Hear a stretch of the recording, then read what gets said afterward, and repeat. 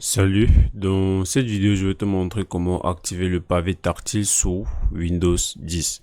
Alors cette procédure est relativement simple. Déjà la première chose que tu vas faire c'est avoir ça à ton PC. Voilà.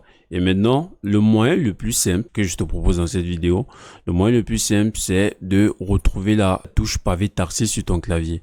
Donc elle peut être F5, F6 ou alors F9. Tu vas pouvoir retrouver l'icône va ressembler à ceci tout simplement. Voilà, donc tu vas trouver cette touche sur ton clavier Windows 10 tout simplement. Donc si tu cliques sur cette touche et ton pavé tactile ne marche toujours pas, ce que tu vas faire, qui est la deuxième étape, c'est de venir ici sur Windows dans démarrer. Ensuite tu vas venir ici. Ensuite tu vas faire un clic droit sur démarrer et tu vas venir ici sur gestionnaire de périphérique.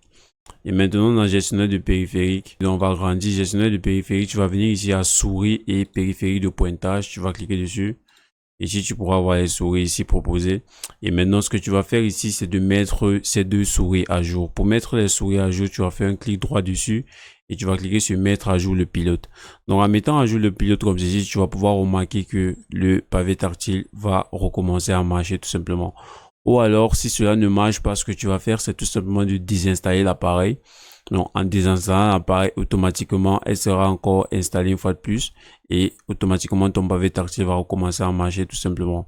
Si ces deux méthodes ne marchent pas, tu vas déjà tout simplement te rendre compte que ton pavé tactile doit être en panne et ça nécessite l'attention d'un réparateur tout simplement qui va te permettre de changer ton pavé tactile pour qu'elle puisse être fonctionnelle à nouveau. Si cette troisième solution ne t'arrange pas, tout ce que tu as à faire, c'est tout simplement d'acheter une souris externe qui va te permettre de continuer la manipulation de Windows 10. C'est aussi simple que ça.